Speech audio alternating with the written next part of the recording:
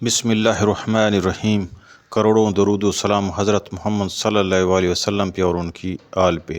السلام علیکم محترم ناظرین و سامعین، آج میں اللہ پاک کے نبی حضرت داؤد علیہ السلام کا واقعہ بیان کرنے کے لیے حاضر ہوا ہوں۔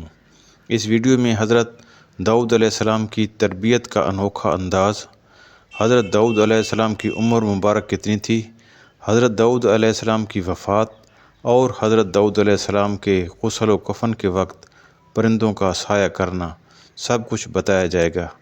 اس لیے اس ویڈیو کو آخر تک دیکھیے اور مکمل معلومات حاصل کیجیے۔ حضرت داؤد علیہ السلام کی 99 بیویاں تھیں۔ اس کے بعد آپ نے ایک اور ایسی عورت کو پیغام دے دیا جسے ایک مسلمان پہلے سے پیغام نکاح دے چکا تھا، لیکن آپ علیہ السلام کا پیغام پہنچنے کے بعد عورت کے رشتہ دار دوسرے کی طرف التفات کرنے والے کب تھے، لہٰذا آپ کے لیے راضی ہو گئے اور آپ علیہ السلام سے نکاح ہو گیا۔ ایک قول یہ ہے کہ اس مسلمان کے ساتھ نکاح ہو چکا تھا۔ آپ نے اس مسلمان سے اپنی رغبت کا اظہار کیا اور چاہا کہ وہ اپنی عورت کو طلاق دے دے۔ وہ آپ علیہ السلام کے لحاظ سے منع نہ کر سکا اور اس نے طلاق دے دی۔ آپ علیہ السلام کا نکاح ہو گیا اور اس زمانہ میں ایسا کرنا معیوب نہ تھا۔ نہ سمجھا جاتا تھا کہ اگر کسی شخص کو کسی عورت کی طرف رغبت ہوتی تو اس سے استدعا کر کے طلاق دلوا لیتا اور عدت کے بعد نکاح کر لیتا۔ یہ بات نہ تو شرعاً ناجائز ہے اور نہ اس زمانے کی رسم و عادت کے خلاف، لیکن شان انبیاء بہت عرفہ و اعلیٰ ہوتی ہے، اس لیے یہ آپ کے منصب اعلیٰ کے لائق نہ تھا، تو مرضی الہی یہ ہوئی کہ آپ کو اس پر آگاہ کیا جائے اور اس کا سبب یہ پیدا کیا کہ دو افراد، مدعی یعنی دعویٰ کرنے والے اور مدعی علیہ یعنی جس کے خلاف دعویٰ کیا جائے کی شکل میں آپ کے سامنے پیش ہوئے۔ یہ دونوں دیوار کو کود کر حضرت داؤد علیہ السلام کے پاس آئے، اس لیے انہیں دیکھ کر آپ علیہ السلام گھبرا گئے۔ یہ گھبراہٹ فطری اور طبعی تھی، کیونکہ کسی شخص کا عادت کے برخلاف بے وقت اور پہرہ توڑ کر اس طرح آنا عام طور پر بری نیت سے ہی پیدا ہوتا ہے، اور جو خوف اور گھبراہٹ طبعی ہو وہ نبوت کے منافی نہیں ہوتی۔ یہ دیکھ کر انہوں نے عرض کی، ڈریے نہیں، ہم وہ فریق ہیں، ہم میں سے ایک نے دوسرے پر زیادتی کی کہ تو ہم میں حق کے ساتھ فیصلہ فرما دیجیے اور حق کے خلاف نہ کیجیے گا اور ہمیں سیدھی راہ بتا دیں۔ بے شک یہ میرا بھائی ہے، اس کے پاس 99 دمبیاں ہیں اور میرے پاس ایک دمبی ہے۔ اب یہ کہتا ہے کہ وہ بھی میرے حوالے کر دو، اور اس نے اس بات میں مجھ پر زور ڈالا۔ مشہور قول کے مطابق یہ آنے والے فرشتے تھے جو حضرت داؤد علیہ السلام کی آزمائش کے لیے آئے تھے، اور انہوں نے یہ کہا، ہم میں سے ایک نے دوسرے پر زیادتی کی ہے۔ اس کے بارے میں صدر الفاضل مفتی نعیم الدین مراد آبادی رحمۃ اللہ علیہ فرماتے ہیں، ان کا یہ قول ایک مسئلہ کی فرضی شکل پیش کر کے جواب حاصل کرنا تھا، اور کسی مسئلے کے متعلق حکم معلوم کرنے کے لیے فرضی صورتیں مقرر کر لی جاتی ہیں اور معین اشخاص کی طرف ان کی نسبت کر دی جاتی ہے تاکہ مسئلے کا بیان بہت واضح طریقے پر ہو اور ابہام باقی نہ رہے۔ یہاں جو صورت مسئلہ ان فرشتوں نے پیش کی، اس سے مقصود حضرت داؤد علیہ السلام کی توجہ دلانا تھی اس امر کی طرف جو انہیں پیش آیا تھا۔ اس سے معلوم ہوا کہ اگر بزرگوں سے کوئی لغزش صادر ہو اور کوئی امر خلاف شان واقع ہو جائے تو ادب یہ ہے کہ معترضانہ زبان نہ کھولی جائے، بلکہ اس واقعے کی مثل ایک واقع مقصود کر کے اس کی نسبت سائلانہ اور مستقیانہ و مستفیدانہ سوال کیا جائے اور ان کی عظمت و احترام کا لحاظ رکھا جائے۔ یہ بھی پتہ چلا کہ اللہ پاک مالک و مولا اپنے انبیاء کی ایسی عزت فرماتا ہے کہ ان کو کسی بات پر آگاہ کرنے کے لیے ملائکہ کو اس طریق ادب کے ساتھ حاضر ہونے کا حکم دیتا ہے۔ کود کر آنے والوں نے آتے ہی اپنی بات شروع کر دی اور حضرت داؤد علیہ السلام خاموشی کے ساتھ ان کی بات سنتے رہے۔ اس سے معلوم ہوا کہ اگر کوئی شخص گفتگو کے آداب کی خلاف ورزی کرے تو اسے فوراً ملامت اور ڈانٹ ڈپٹ کرنے کی بجائے پہلے اس کی بات سن لینی چاہیے، تاکہ یہ معلوم ہو جائے کہ اس کے پاس اس کا کوئی جواز تھا یا نہیں، اور اگر جواز نہ بھی ہو تو پھر ممکنہ حد تک صبر ہی کرنا چاہیے، جیسا کہ حضرت داؤد علیہ السلام نے فرمایا۔ حضرت داؤد علیہ السلام نے دعویٰ سن کر دوسرے فریق سے پوچھا تو اس نے اعتراض کر لیا۔ آپ علیہ السلام نے دعویٰ کرنے والے سے فرمایا، بے شک تیری دمبی کو اپنی دمبیوں کے ساتھ ملانے کا سوال کر کے اس نے تجھ پر زیادتی کی ہے، اور بے شک اکثر شریک ایک دوسرے پر زیادتی کرتے ہیں مگر ایمان والے اور اچھے کام کرنے والے، اور وہ بہت تھوڑے ہیں۔ حضرت داؤد علیہ السلام کی یہ گفتگو سن کر فرشتوں میں سے ایک نے دوسرے کی طرف دیکھا اور تبسم کر کے وہ آسمان کی طرف روانہ ہو گئے۔ اب حضرت داؤد علیہ السلام سمجھ گئے کہ اللہ پاک نے تو صرف انہیں آزمایا تھا اور دمبی ایک کنایہ تھا جس سے مراد عورت تھی، کیونکہ 99 عورتیں آپ علیہ السلام کے پاس ہوتے ہوئے ایک اور عورت کی آپ علیہ السلام نے خواہش کی تھی، اس لیے دمبی کے پیرائے میں سوال کیا گیا۔ جب آپ علیہ السلام نے یہ سمجھا تو اپنے رب عز و جل سے معافی مانگی اور سجدے میں گر پڑے اور اللہ پاک کی طرف رجوع کیا۔ قرآن پاک میں ہے، اور داؤد سمجھ گئے کہ ہم نے تو صرف اسے آزمایا تھا، تو اس نے اپنے رب سے معافی مانگی اور سجدے میں گر پڑا اور رجوع کیا تو ہم نے اسے یہ معاف فرما دیا، اور بے شک اس کے لیے ہماری بارگاہ میں ضرور قرب اور اچھا ٹھکانہ ہے۔ اس واقعے سے یہ بات بھی واضح ہوئی کہ اللہ پاک کی بارگاہ میں انبیاء کرام علیہ السلام کا مقام مرتبہ بہت بلند ہے۔ بہت سے وہ کام جو دوسرے لوگوں کے لیے تو درست ہو سکتے ہیں، لیکن انبیاء کرام علیہ السلام کی شان اور ان کے مقام و مرتبے کے لائق نہیں ہوتے۔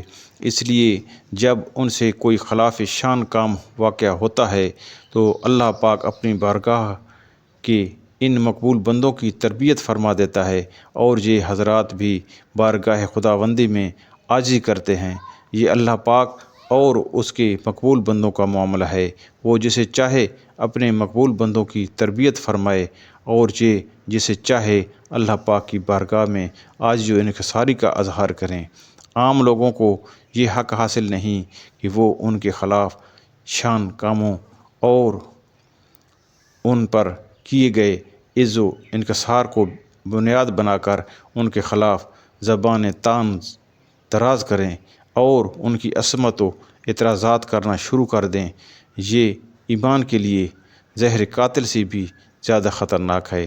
اس سے تمام مسلمانوں کو بچنا چاہیے۔ اللہ پاک نے نکاح کے معاملے میں وحی کے ذریعے اپنے پیارے نبی حضرت داؤد علیہ السلام کی تربیت فرمانے کی بجائے جو خاص طریقہ اختیار فرمایا، اس میں نیکی کی دعوت دینے اور برائی سے منع کرنے والے کے لیے بھی ہدایت کا سامان موجود ہے کہ جب وہ کسی کی اصلاح کرنے لگے تو اس وقت حکمت سے کام لے اور موقع کی مناسبت سے ایسا طریقہ اختیار کرے جس سے سامنے والا اپنی غلطی خود ہی محسوس کر لے، اسے زبانی تنبیہ کرنے کی ضرورت پیش نہ آئے، اور اس کے لیے مثال بیان کرنے کا طریقہ اور کنایا سے کام لینا بہت مؤثر ہوتا ہے۔ اس میں کسی کی دل آزاری بھی نہیں ہوتی اور اصل مقصود بھی حاصل ہو جاتا ہے۔ حضرت داؤد علیہ السلام کی عمر مبارک 100 برس ہوئی تو حضرت ابو ہریرہ رضی اللہ تعالیٰ عنہ سے روایت ہے کہ حضور اکرم صلی اللہ علیہ وسلم نے ارشاد فرمایا، جب اللہ پاک نے حضرت آدم علیہ السلام کو پیدا کیا تو ان کی پیٹھ پر اپنی شایان شان ہاتھ پھیرا تو ان کی پشت سے ان کی اولاد کی روحیں نکلیں جنہیں اللہ پاک قیامت تک پیدا فرمانے والا ہے، اور ان میں سے ہر انسان کی 2 آنکھوں کے درمیان نور کی چمک دی۔ پھر انہیں حضرت آدم علیہ السلام کے سامنے پیش فرمایا۔ انہوں نے عرض کی، یا رب یہ کون ہیں؟ ارشاد فرمایا، یہ تمہاری اولاد ہے۔ آپ علیہ السلام نے ان میں ایک شخص کو دیکھا تو اس کی آنکھوں کے درمیان کی چمک پسند آئی۔ عرض کی، یا رب یہ کون ہے؟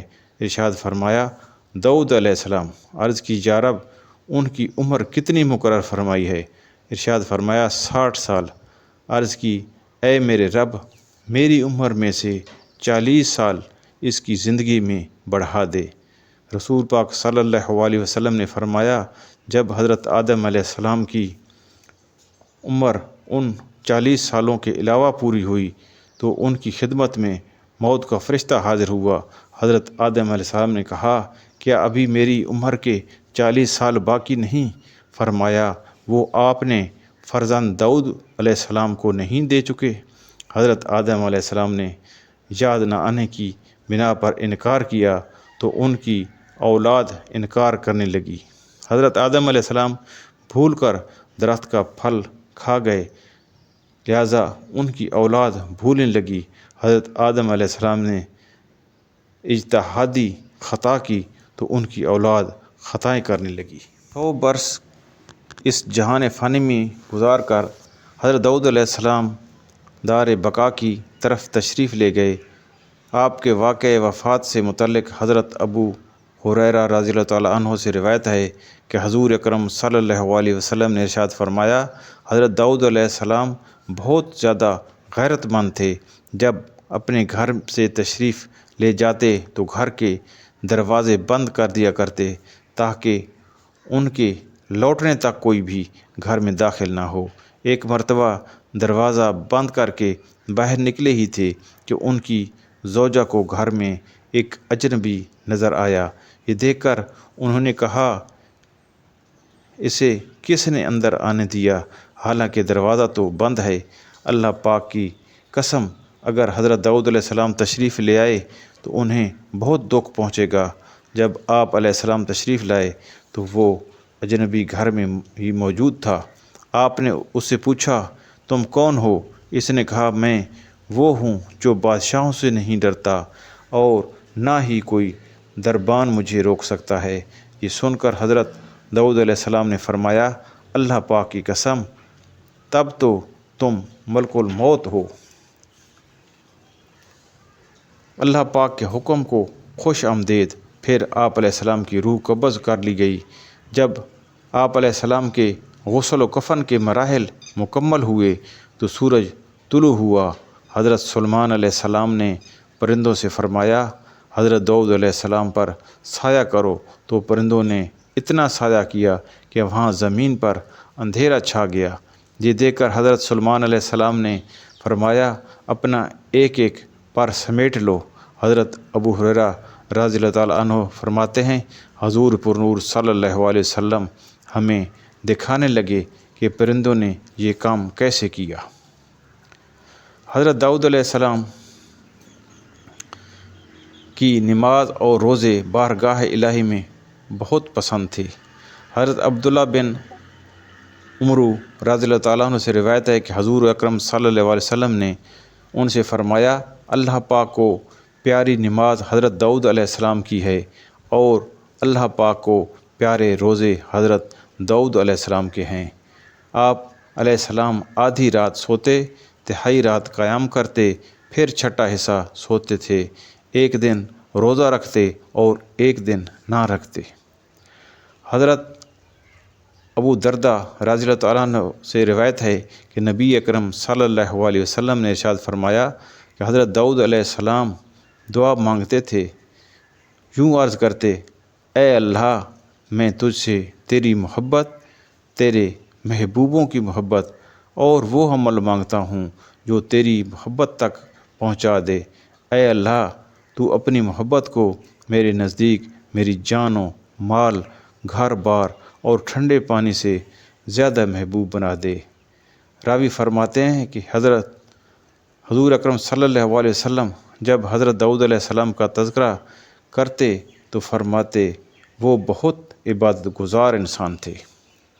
حضرت ابو موسیٰ اشعری رحمۃ اللہ علیہ فرماتے ہیں، ایک رات حضور اکرم صلی اللہ علیہ وسلم نے میری قرآت سنی، پھر صبح کے وقت ارشاد فرمایا، اے ابو موسیٰ رضی اللہ عنہ، میں نے رات تمہاری قرآت سنی، بلا شبہ تمہیں حضرت داؤد علیہ السلام کی خوبصورت آوازوں میں سے ایک خوبصورت آواز عطا کی گئی ہے۔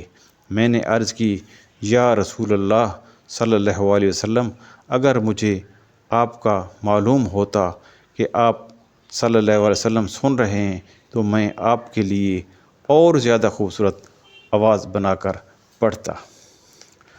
حضرت ابو ہریرہ رضی اللہ تعالیٰ عنہ سے روایت ہے کہ حضور اکرم صلی اللہ علیہ وسلم نے ارشاد فرمایا، اللہ پاک کے نبی حضرت داؤد علیہ السلام اپنے ہاتھ سے کمایا ہوا کھانا کھاتے تھے۔ اس ویڈیو کو آخر تک دیکھنے، سننے، لائک اور شیئر کرنے والوں کو اللہ پاک جزائے خیر عطا فرمائے، آمین۔ اگر اس چینل کو ابھی تک سبسکرائب نہیں کیا تو ابھی سبسکرائب کر لیں تاکہ آپ کا بھی حصہ ثواب جاریہ میں شامل ہو سکے اور ایسی اسلامی ویڈیوز آپ تک پہنچتی رہیں۔ یا اللہ پاک میرے والدین اور ساری امت کی بے حساب بخشش فرما، آمین ثم آمین۔